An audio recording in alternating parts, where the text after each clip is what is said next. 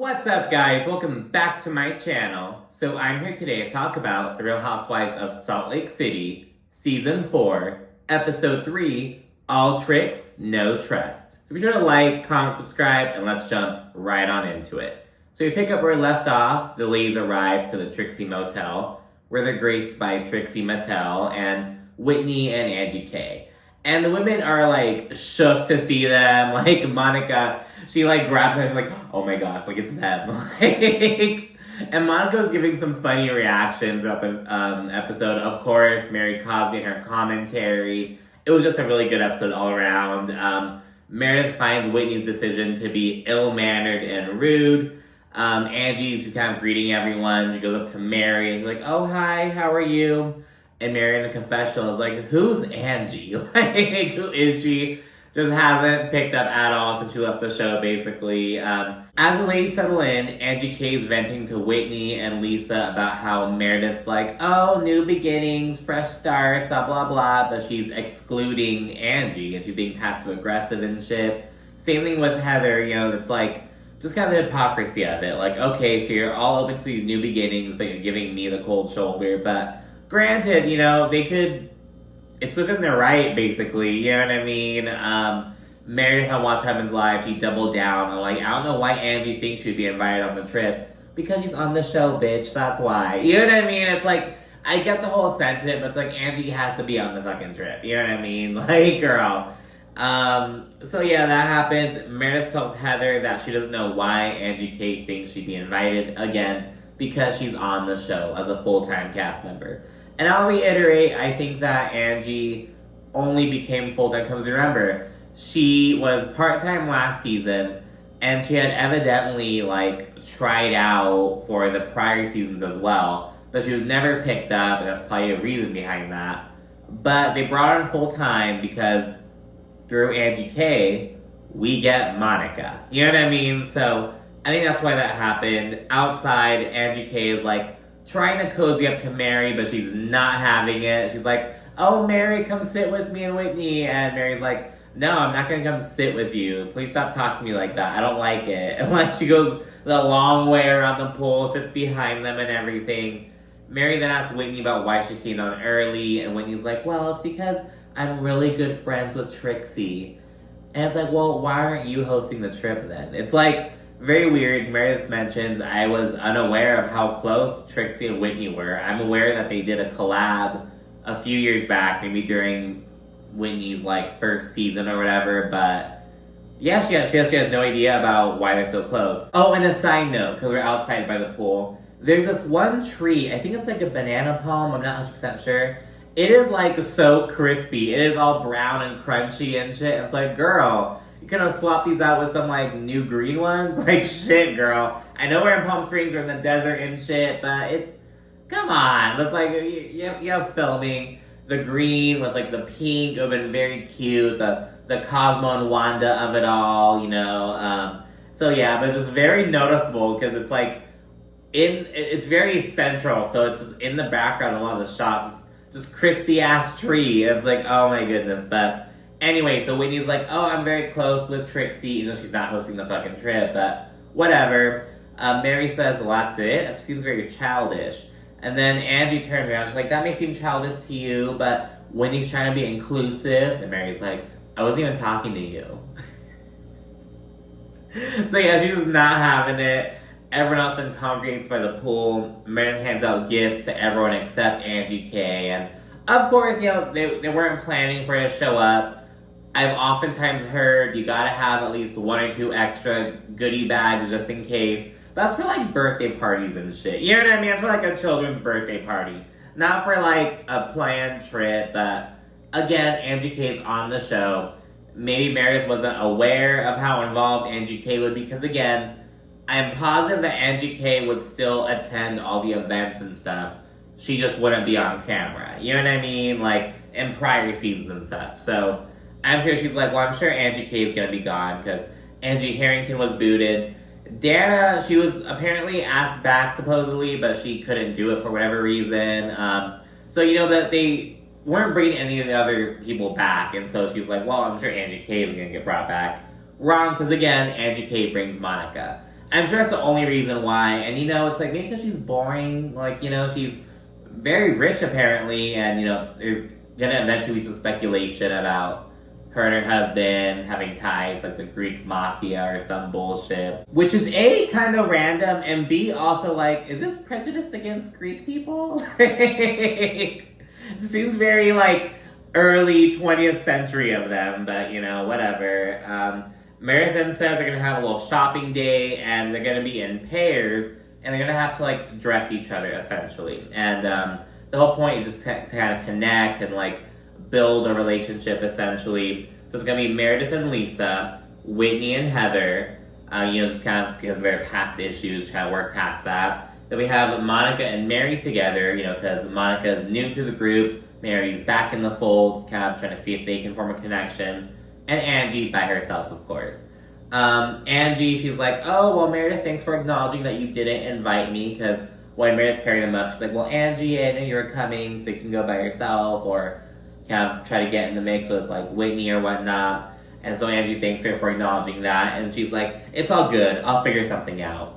And Monica, she's like off in the corner, and she's like, ooh, okay, like, sassy, like, the little interjection, which Angie thinks is out of line. Because Angie's like, I am introducing you to this group. You should be on my side. But in the Housewives game, you know, who brings you onto the show really does not fucking matter at the end of the day. Afterwards, Angie, she's shit-talking Monica to Whitney and Lisa in the room. She's saying she's fake and, you know, all this bullshit. Monica overhears, and this bitch fucking pulls up, just floats on over, like, I can hear you guys talking in the other room. You seem upset, so, like, what's going on? Angie's like, you know, I feel like you should have my back. I brought you into the group. But Monica's like, well, you were rude to the hostess. And as your friend, I wouldn't say that to your face. Like, I'm not talking shit behind your back. Like, you know what I mean? Which I do acknowledge. You know, I'm just going to tell you what's up. I'm your friend. Like, you're being rude. I'm going to tell you you're being rude.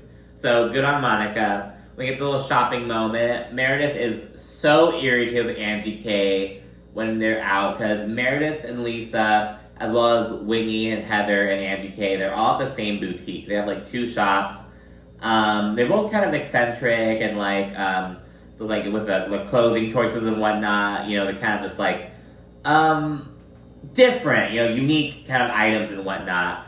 Angie K is kind of chiming because they're having fun, like, ooh, you look great in this. And Meredith is not having it for Angie K's commentary. Monica and Mary are, like, genuinely bonding. Like, Mary has a smile on her face, and we all know Mary is very loud and proud about, you know, whether she likes you or dislikes you, and she mostly dislikes people, but she seems to be warming up to Monica. She picks out this beautiful dress for Monica. Monica picks out this cute little coat for Mary with some other stuff, and Mary's feeling it. And again, we know, if Mary wasn't feeling this shit, she wouldn't be putting it on. She'd let Monica know. It's so funny. After Monica finds a cute little coat for Mary, she's like, oh, do you like this? And Mary's like, no. And Monica's like, okay.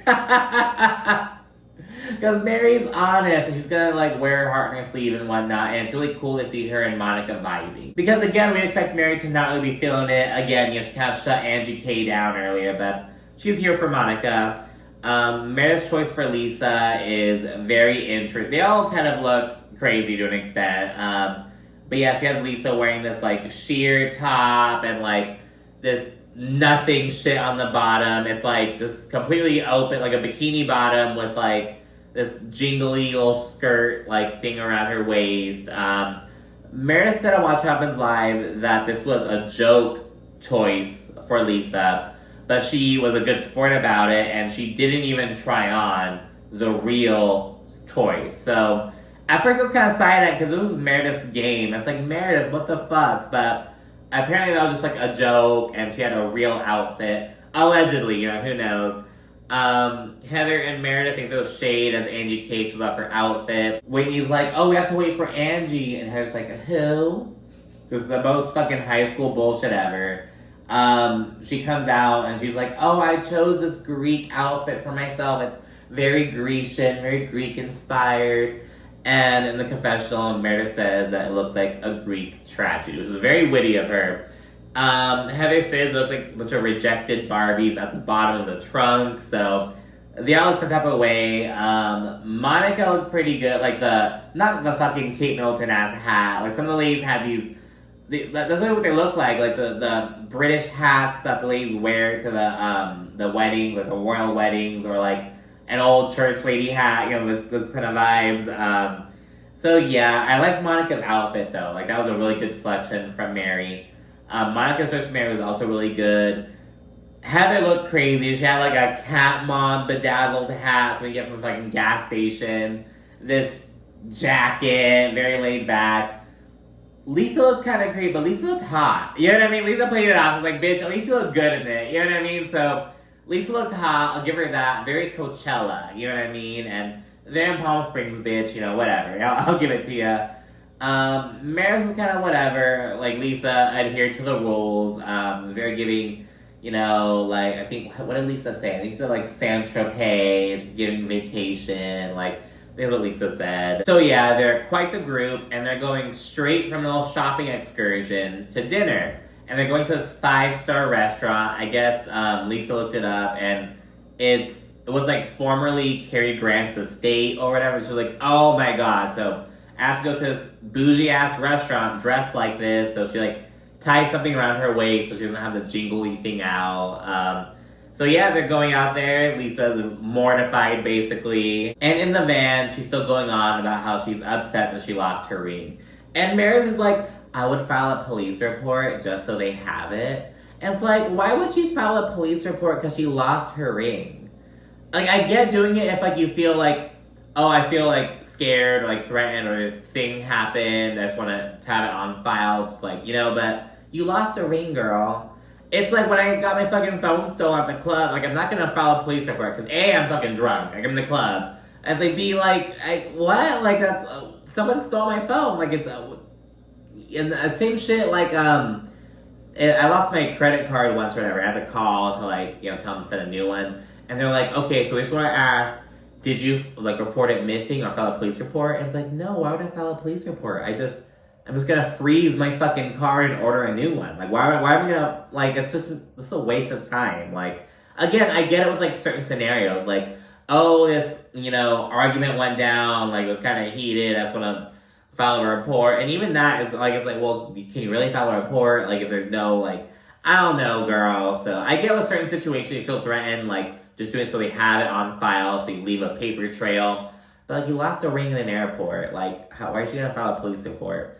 I don't know, I didn't get that advice from Meredith. But anyways, they go to this fancy-ass restaurant. All the people are turning their heads, looking at them, breaking their fucking necks and shit. And Whitney ushers in a game where the ladies share a little fun fact about themselves. And Meredith gets the ball rolling and sets the tone by starting off with, like, well, I used to visit my grandparents in Palm Springs when I was a child. And they're like, okay, Mary, she's like, that's surprising. Like, that's what you went with. So she set the fucking tone because Whitney follows up by saying she's getting into writing poetry again. She used to do it back in the day. And so I like write news articles for work. It's like my full-time job. But back in college, I had to take a creative writing class for a major. And it was so fun, but I didn't really get into the short story writing. You know, you always think like, oh, writing a short story. I wasn't really good at that. Poetry was kind of fun. I really enjoyed writing a screenplay, though. It was actually really fucking good. And the professor, because he also taught a film class, he, like, asked me to meet up at, like, this restaurant where we could have chat out about maybe turning it into a little movie. It, like, didn't wind up manifesting or whatever, but we talked it out and whatever, and it was just really cool, and it was a really fun thing, and it was a really enjoyable thing, like, the creative writing aspect of it, so I really feel it for Whitney. I don't know if I would have mentioned this as the fun fact, but, you know, she's going off of what Mary set the tone for, so Whitney shares that. Heather says she's very into birds right now. She bought a bird house. It's one of those, like, a little camera inside of it, so she's into birds. This prompts Mary to reveal that she actually had an African Grey back in the day, and it was, like, crazy. She was like, it was so strange. She always wanted me to stare at her. And she would just fly around the house like crazy. She was like a flying cat. And it's like, I think you're supposed to clip their wings to where they can't fly. But, you know, whatever. And I used to have a bird back in the day. It was at my dad's house. I'd go during the weekends and whatnot. So of course my dad mostly take care of it. It got to the point where he was like, all right, let's just get rid of them. So he set them free. And like 5 years later, maybe not five, like 3 to 5 years, a few years later, enough for me to have been like, oh shit, the bird came back. It like was on my windowsill. It was all like scruffy and shit, but that bird came back. And usually the birds like pass away once they're like let out, but he lived. And girl, I did not set the bird free. That was my father. I was like a child. Like, don't like come from the comments, PETA. But yeah, and the bird came back like a fucking migration ass shit. And I was like, oh my god. Like, he wound up leaving, but I was like, holy shit. So that was really cool. So I had a bird as well. Mary also reveals that her fun fact is that she's a total loner. She's like a true loner. And we see footage to back it up, girl. Just of her, staying inside while ladies were having their snowball fight earlier this season. This was so fucking funny to me. We also see footage from the Trixie Motel of Mary just hanging out inside her room, just eating like yogurt. And she's like alone. And the cameraman like zooms out and it's just so fucking funny, just such funny little footage. I always forget that when people are just chilling by themselves, there's like a cameraman, and you like know because we see the footage of it, but like just remembering that, it's so fucking funny. Like just this cameraman watching Mary sit alone, not saying a word, just eating her yogurt in the hopes that she'll do something funny. You know what I mean? So it's just kind of funny. Angie says that she's sensitive. She's like, you guys may think I'm just this badass or whatnot, but I'm just actually very sensitive. I'm like, girl, no one thinks that, but, go off, I guess. Lisa, bless her heart, it's like, I got my second piercing. She pierced, she got another ear piercing. And this prompts Monica to laugh. She, audibly giggles. Because, girl, they're 16-year-olds, get, their belly button pierced and shit. That was fucking Lisa. I just got my second, ear piercing, guys. So yeah, and Monica calls them all boring, and then she's like, I fucked my brother-in-law for 18 months. And everyone's like, oh my gosh, because they're all shocked, because Heather's the only one who knew about this beforehand. I just know that Mary Cosby's fucking happy. She's like, okay, I'm not the only one who has some baggage in that department. We then segue to another game called Warm and Fuzzy, Cold and Prickly. Basically the thorn and the rose and whatnot, the highlight and the negative, but regarding the person. And to make it easier, though, they're supposed to do it with the person on either side of them or whatever. Heather then says that with Angie K, because she's next to her, the warm and fuzzy is the high school memories, because they have that backstory, kind of takes it back to that time, which I totally understand, especially even with people who you weren't close to, you're like, oh, we went to high school together. You know what I mean? You have that connection. As for her cold and prickly, though, she says that she doesn't trust Angie. And there's some shock at the table. Lisa asks her to elaborate, and, she brings up how Angie was really close with Jen Shaw, but then that didn't work out, and she got super close to Lisa, then that didn't work out. And so Lisa and Angie are like, whoa, what do you mean? I'm still cool with Lisa. That's not reality. In the confessional, Heather brings up how, she and Angie K have known each other the longest. They go back to when they were fucking 15 years old in high school.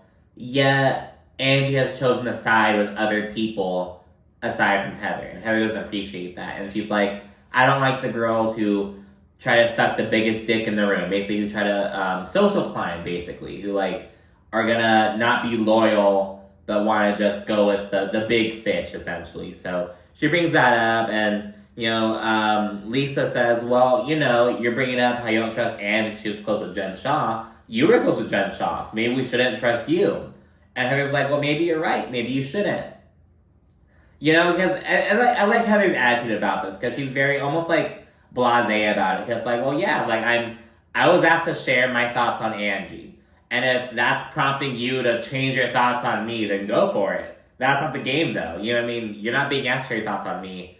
I'm asked to share my thoughts on Angie. Because Angie's also like, well, what have you done to be my friend? But Heather's like, I'm not the one on trial. I'm not the one who is, you're the one who, you know what I mean? So, I kind of get that, but on the other hand, it's like, well, girl, it's a two-way street. There's some more back and forth between Heather, Lisa, and Angie K before Meredith says that Whitney, she always means well. She's always genuine, trying to be positive, and that's her warm and fuzzy. But for her cold and prickly, Whitney, she's like, oh, is it the fact that I brought Angie on the vacation? But Meredith's like, no, it wasn't that, actually. I wasn't going to say that. I was going to say you need to work on your communication. And Whitney's like, I'm actually actively in therapy for communication. And that just annoyed the shit out of me for some reason. Like, oh, you need to work on that. I'm actually in therapy for that. It's like, I think it's just the way she said it. It was like, girl, shut the fuck up. Like, no, like, just listen to the criticism, but whatever. This prompts Mary, who's on the other side of Meredith, to be like, well, Meredith, girl, that's not what you said earlier. You said that you did have an issue with when you bring Angie Kate, that it did bother you. And we see the footage of Meredith venting. And Meredith's like, I'm not getting into that right now. I didn't really understand it. So yeah, that matter kind of ends there. We then move on to Monica, and she speaks on Lisa.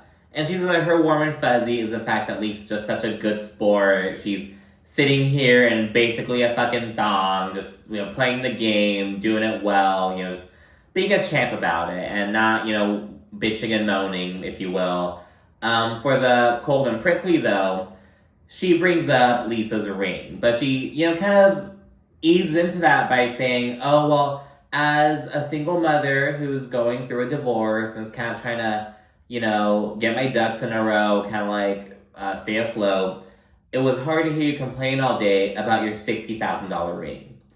And, I get why Monica mentioned her own situation before giving us critique, because she's almost trying to get ahead of the criticism. Because those people are going to be like, well, you're only saying that because you're fucking broke, bitch, blah, blah, blah, blah. She knows that's going to come her way. She's trying to, acknowledge it to get ahead of it. She's trying to do the game.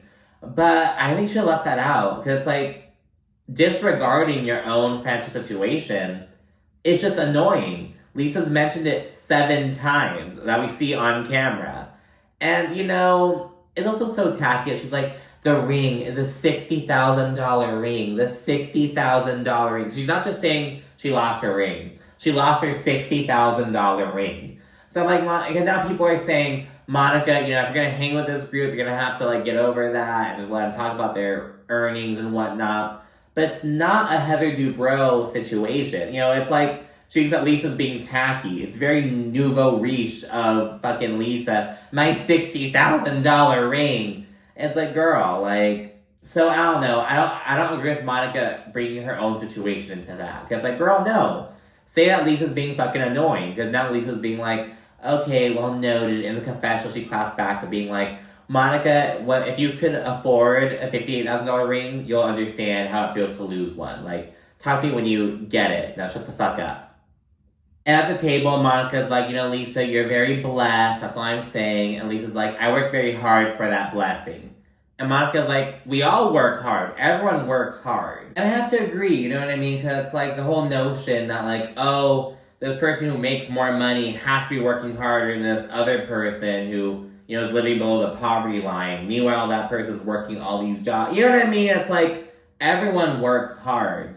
They just have, you know what I mean? It's that whole notion. So, I don't know. I think that Monica maybe should have reframed her critique, but she's trying to get ahead of the criticism. It's still coming her way, girl. I'm still Team Monica. I get what she's coming with that, because it is annoying of Lisa, and it is tacky. I'm sorry. And I get her being upset. I understand. But it's girl, you're just going to have to fucking simmer with that. Because I get you being upset about it, but it's very annoying for you to just keep talking about it. And it's been all day. It's not just talking about it for the first hour or two, because I get that. It's an all day fucking thing. So that happened. Dinner then comes out, and Angie, she kind of brings up that she and her family do this little Greek word of the day. Angie's so proud of her Greek heritage. You won't shut the fuck up about it. And she's like, I just want to share with you guys a word that I think encapsulates the evening. And she says the word that means fake. And she tells Meredith that, she came in with open intentions and an open heart, but Meredith accuses her of saying that they would never be friends. She's like, you said you would never be friends with me, sweetie pie. Then blah, blah, blah. But Angie denies this, and she's like, I think that maybe I should explain to you how you're making me feel. But Meredith shuts this down. She kind of pays her dust and says that she's not really interested in hearing about Angie's feelings. So Angie says that Meredith's being rude, and Meredith responds by saying, you can leave. You know, you weren't invited. You can leave. If I'm being rude, you can leave. But Angie says, I'm not leaving. I'm not going anywhere. Angie brings up how, you know, she gave Meredith all her time and advice regarding, like, building a house and all blah, blah. She already mentioned how she and her husband, like, provided stylists to do, like, the hair for Meredith's fashion show or whatever. I think it was last season.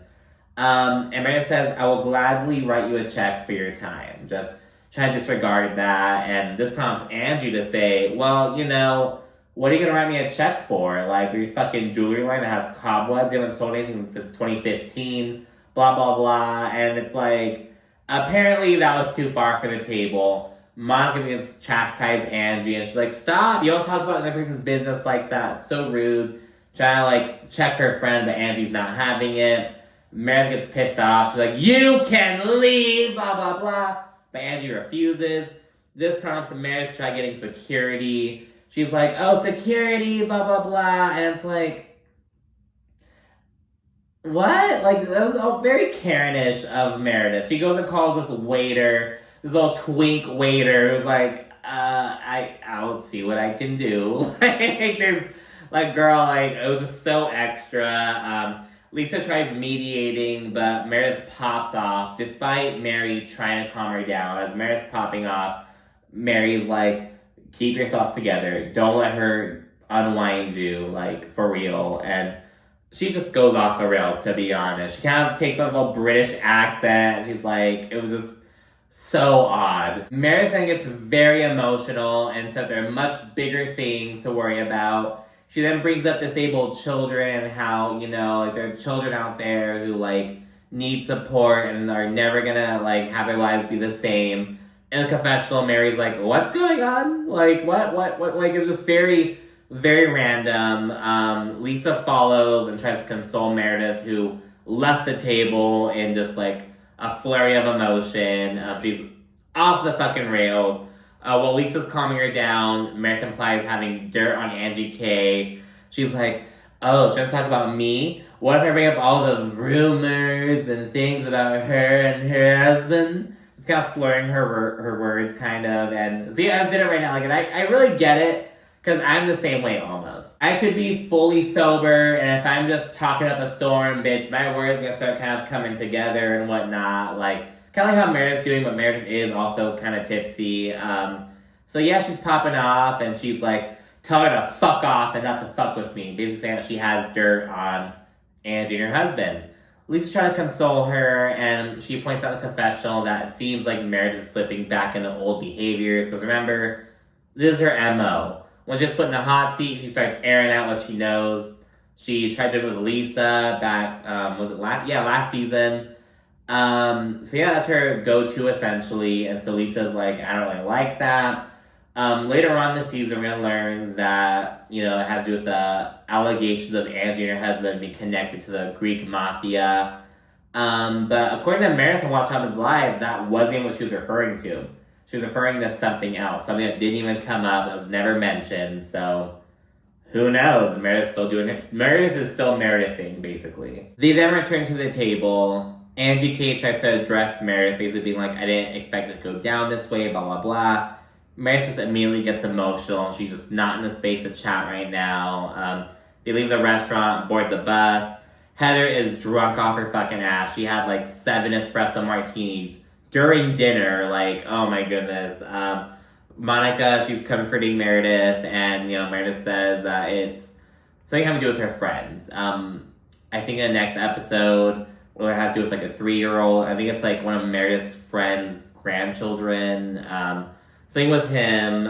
Meredith refuses to go into detail though, which Whitney gets irritated at. And she points out that it seems like Meredith brings these things up out of convenience almost. And she points out that whenever Meredith's in the hot seat almost, she brings up how she's going through some bullshit she can't talk about. In the confessional, she gives out all these examples. She's like, her friend's neighbor's cousin's dog died. The milkman retired. Someone served dinner that was cold 2 weeks ago, and it was intentional. She mentioned that's always something. It was just I was like, oh my god, Whitney. And speaking of like the core four, the Meredith, Lisa, Heather, and Whitney, people made some comparisons to the Real Housewives of Potomac, because they also have a core group of people who've been around since season 1. They're saying that Meredith and Karen Huger are both like the unhinged matriarch, basically. Lisa and Giselle are the polarizing, like, star or whatever. Heather and Robin Dixon are both like the chill one who gives like friend of vibes, basically. And Whitney and Ashley Darby are like the messy young bitches with the creepy husband. I'm like, don't do Justin Rose like that. He seems nice. Michael Darby, I'll accept it, but not Justin Rose, damn it. So that was kind of funny. So yeah, they're on the bus. Whitney makes that comment, that messy ass comment. Meredith is understandably very upset at that, and they like pull it back up to the motel a little bit afterwards. She then is the first one off the fucking bus. She's like, I can't deal with this right now. I can't right now. She's very emotional. And while getting off the bus, Mary goes in on Whitney. And she's like, why did you do that, Whitney? Like, you know she's fragile, you know she's emotional. Why are you going to do that? You didn't have to mention that. She didn't ask for your opinion. But Whitney's like, I was just defending myself, blah, blah, blah. I'm like, no, you weren't. You weren't even in the conversation. Why are you defending yourself? Like, what? So, yeah, she brings that up. Mary is then like, you need to grow up. And, you need to grow up and stop putting up this facade. And she's like, who is Whitney? Who's Whitney? She then goes in on Whitney and accuses her of, like, going to the dirt to talk shit about her and her family. She accused her of calling her a pornography. And Monica's still on the bus. It's just Mary, Whitney, Monica, and Heather, who is fighting for her life in the corner. And once Mary's like, you called me a pornography, Monica's like, oh.